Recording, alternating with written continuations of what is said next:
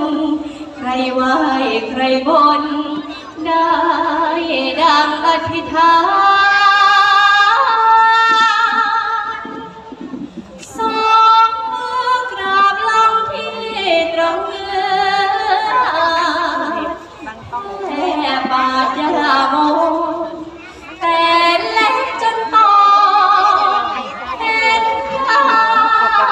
กระงายจะทุกข์จะจนสักแค่ไหนจะขอคนไปก็ยังจะอยู่อีสาน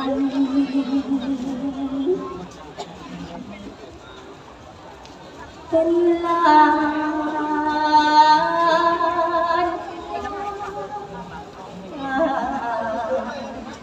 มันจะหาไม่ได้เลย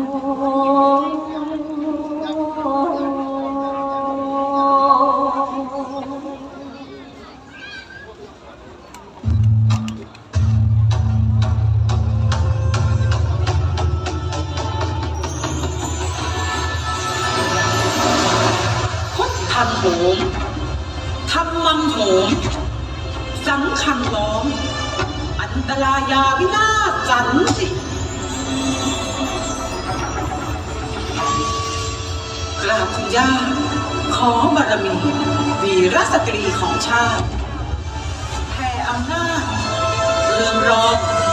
ผ่องสวัยคือลิ่งขวัญเมืองโคราชประกาศชัยศูนย์รวมใจของทุกคนวิมลบุญเหล่าสตรีรำบวงสรวงปวงลูกหลานย่าผมบ้านคุ้มครองเมืองนับเรื่องหนุนขอคุณย่าประทานพรบวรบุญภูมินมบุญในทุกสิ่งยิ่งนานเกิน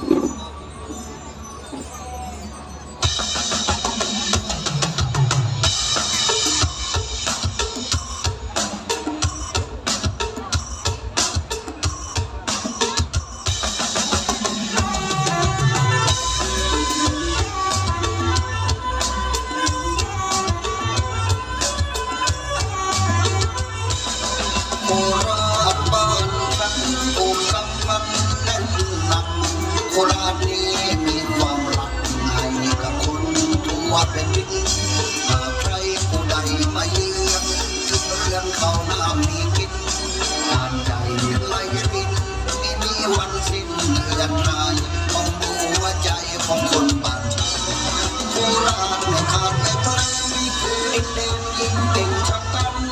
โคราชยอดที่สุดเมืองสามมงกุฎดังทั่วโลกันเมืองยิ่งตาก็ไม่ดีไม่มีประวัติคำขวัญของเมืองโคราชมีโคราชอาหารสำคัญประสาทที่เมืองที่มาสร้างไว้ในดึกดำบรรพ์ได้เปลี่ยนเช่นกันเขามีดินมันชื่อดังเอ็นแล้วก็ยังเจริญจังเพราะนี้ไม่กลายเป็นหินมรดกทั้งสิ้นในแผ่นดินไทยมีรองนางงามจักรวาลสาวบ้านฉันตั้งล้ำไปไกล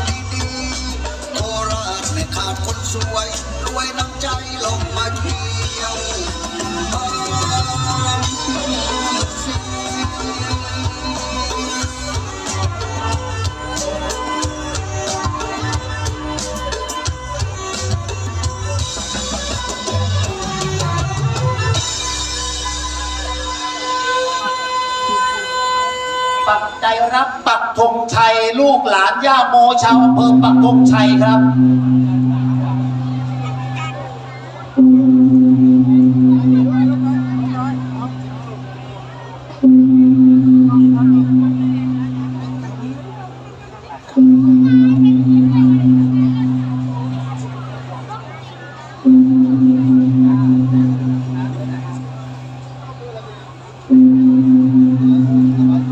และนี่คือแรงศรัทธาครับของลูกหลานเราชาวปักธงชัย ต่อเท้าสุรนารีครับเสียงพลุดังขึ้น